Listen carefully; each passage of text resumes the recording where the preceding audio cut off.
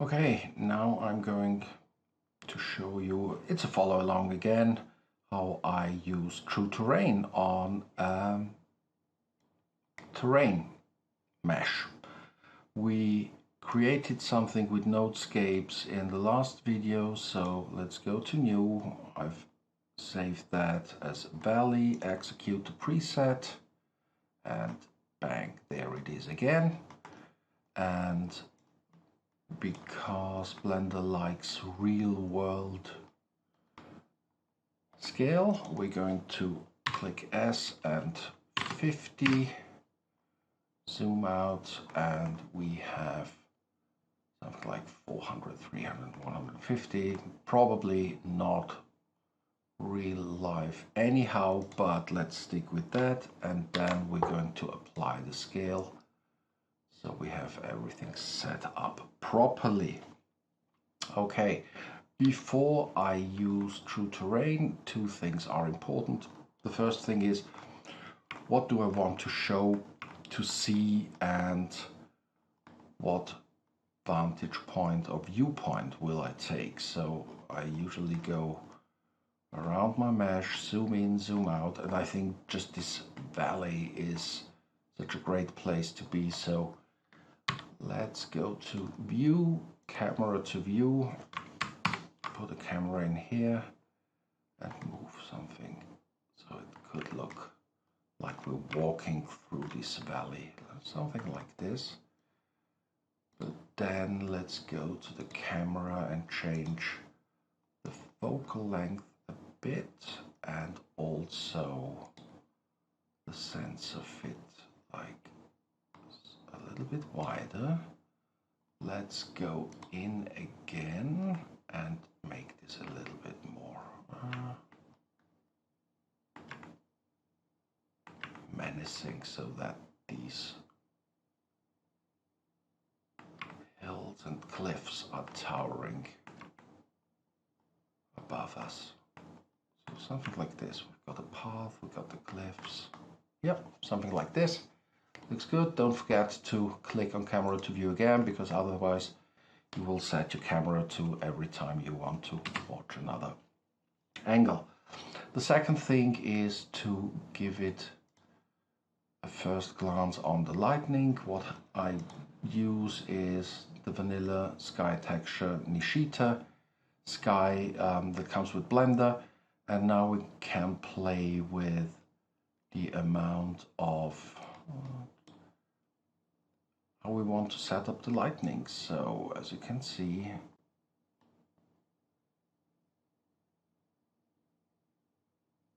let's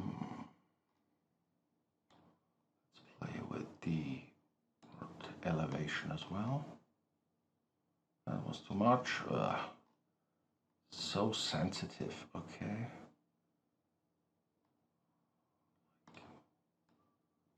Probably where it was anyway. So what can you give me? Right, this looks cool, but it won't be. So the altitude, we go to 2K. Then elevation, let's increase the elevation a bit.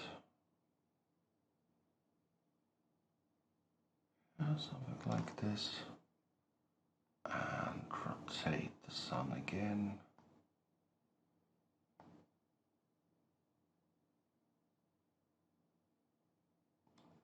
Maybe we can go with this. Yeah, we've got light shadows, dark shadows over there, and we can play with it anyhow. I already see on the geometry we will see some artifacts in here, as you can see, but we can probably get rid of them with subdivision. But subdivision is something we're going to do at the end, because it really slows down my system. Okay, and then the fun starts. So before we go any further, let's go back here. No, object mode, shading, edit mode, You can also see that we got a lot of rough geometry in here, but let's do a first smart UV project. This usually takes between instant or a couple of minutes depending on the size of the mesh and the geometry, but it worked quite well this time. Okay, let's go back into the rendered view and go to True Terrain and add a material. So these are ones I have imported myself, but we're not going to use them because I want you to use the vanilla version of True Terrain, which already comes with a bunch of materials. So let's go with desert, and for our ground texture let's do something like desert brown here. And you can already see this is totally not right, but thankfully we have already applied a UV map. So let's make this a little bit bigger so you can see what value I'm using. So the first thing I'm doing is use UV map 1. And we already got something done. So this is 0K resolution. Let's have a look at 3K. And this already looks pretty neat. We could actually keep it like this, but that would be a very short video. So and what you can also do, this is something which is super cool, is just click here on the use Texture Proxy. So in the viewport resolution we're going with 1 point. Well, let's do 1K, but we want the full resolution in the render, so we can work with that. Then let's go to shader and mapping, and let's go with the displacement strength of 5, because we scaled it up times 50, so 5 is a good way to start. Let's go with 1. Doesn't really do a lot, so let's go with 3 for the beginning, and increase the normal strength to 1. You can see it over here, it gets a little bit more rough, and over here as well. Looks pretty good, I think. Unfortunately, these will probably be the space where we put our cliffs in. But let's go with this, and then I'm always playing with scaling. So this is the ground, so let's see what 20 gives us. Doesn't change a lot. 30. It looks actually pretty neat over here. So let's go with this, and we can leave that here and go to cliffs. So again, click to use. It takes the first one, which is this one. Again, doesn't properly work, and we're going to go with desert anyhow. So let's take this brown one, give it some bit of contrast, and you can see the blending is off and the texture is off. But one of the great features of True Terrain is I'm going back to ground, clicking on these 3 dots in here, and then on copy values to cliffs. Just copy to the same material, and then, yay. What you can see here now is we have set accept the resolution, and we do that here the same thing. Click on 1K in the viewport and 4K the max resolution in the render. Let's take a look at the settings, and we should see that we have the UV map applied. We do. The mapping is down to 30, and we've got a 3 in the displacement strength. So let's increase this a bit and decrease the texture scalings in the cliffs to, let's go to the original, to 10. This looks pretty good, but let's try it with 5. Let's go back to 10. And now we can already see with the textures applied that our light is totally, not totally off, but we don't see a lot, right? So let's change that to something like this. Not the sun size, but the elevation. So then play with the sun rotation again.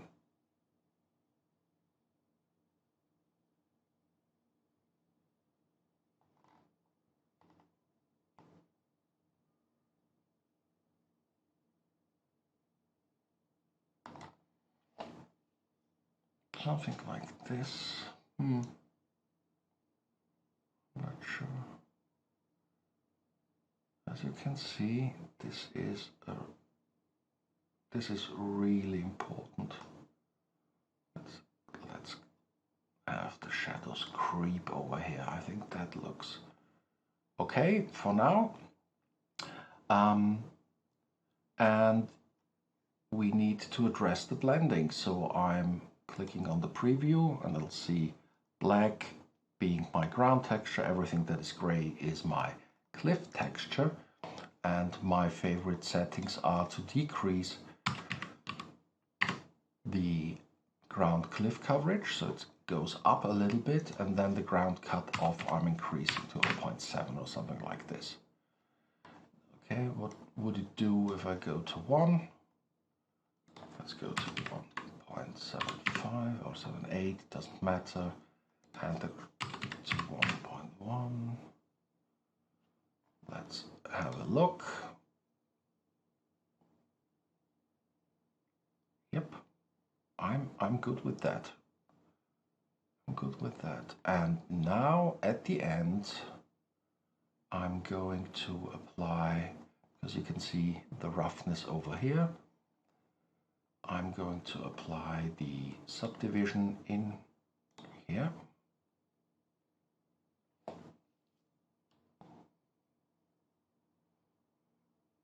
Excuse me. This might take a bit. Hopefully, yeah. And you can see it's already smoothed out and we've got this rough. Yeah. Again, let's go back to the ground, see if our displacement strength can be a little bit increased and we see more out of it. So enable adaptive subdivision as well. It's updating the mesh.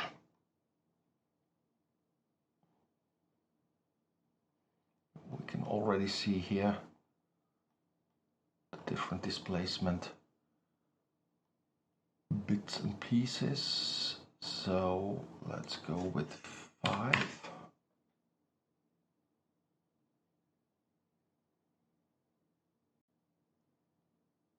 Updating.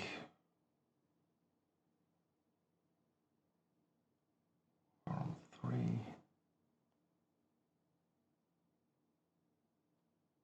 Takes a bit, sorry, my system is over 8 years old now.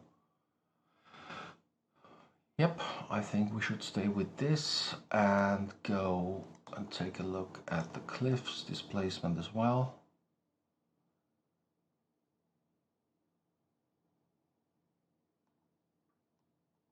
This is already a 5. Let's give it.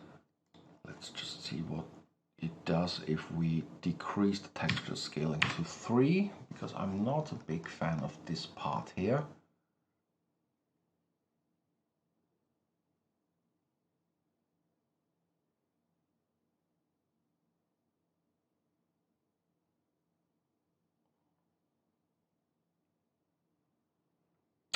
Updating, it's thinking, it's calculating. Hopefully it will show us a result soon. Still updating. No. I mean, this looks fine, but everything else is just mush. That's not okay. So let's go to 8.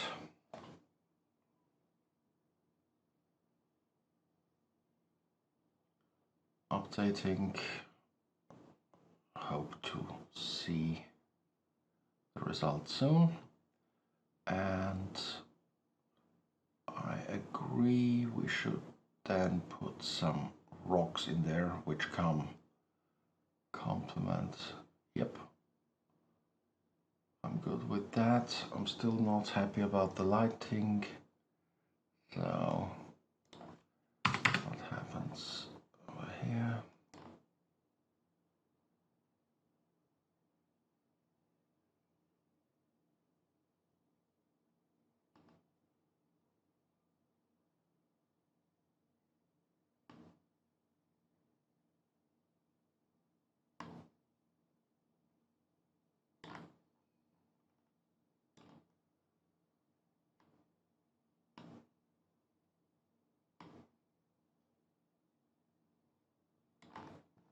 Do something crazy. Yeah, crazy, but it doesn't look good, so.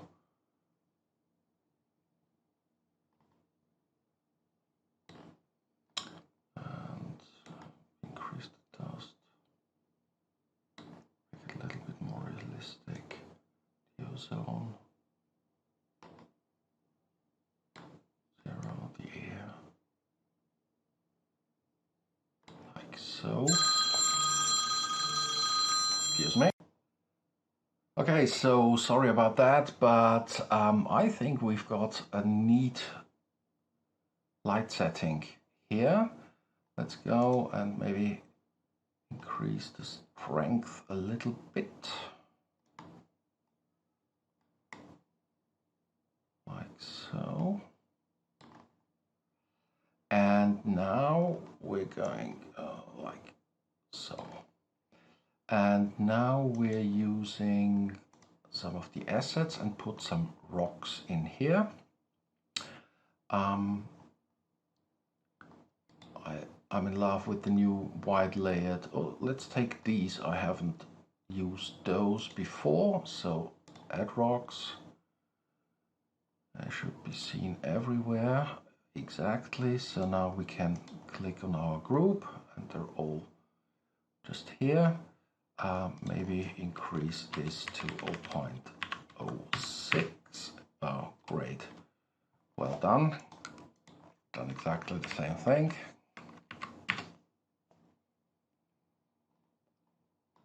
Decrease the minimum distance. Play around with the distribution seed.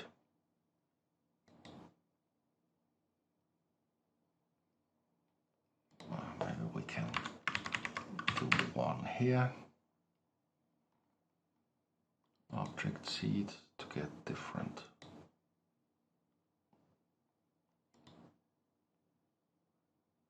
And maybe scale them up a bit.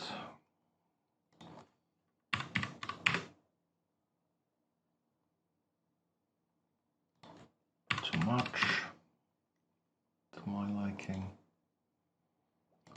And still too few. Yeah, that's more like it. And what we can do, and I can share that with you as well on the Discord server, is I'm going to append a procedural cloud, which makes this whole back over here a little bit more mysterious. Now let's go move this a little bit forward, like so. And this is too much of dust, or at least it's too thick. So to change that, you just change that to 0.5 or something like this. You can also give it a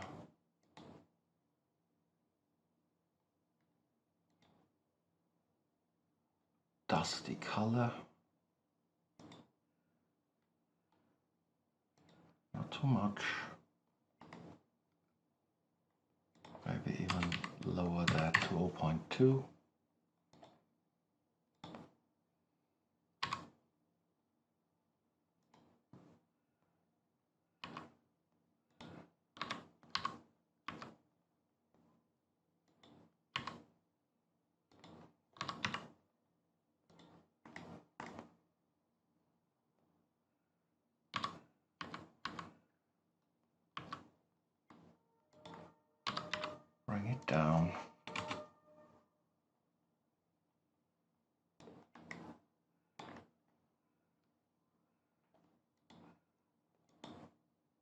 down some more. Move it.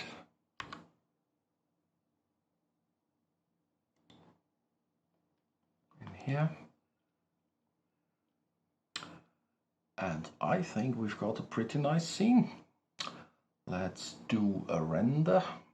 Let's go back in here, make it small.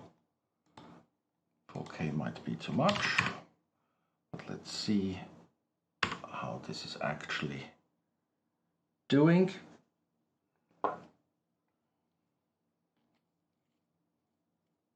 Yeah, well, I won't bore you with that because it has some volumetrics in it, and Cycles hates volumetrics, or at least it just takes too much time to do it. I'll show you the final render as the screenshot, okay, of this video. I hope there was something in it for you that you found useful. As you can see, it's working and it starts rendering, so hopefully this will be done pretty soon. I recommend some post-processing afterwards, some LUTs or some color grading to make it even more awesome. And yeah, leave you with that. See you later.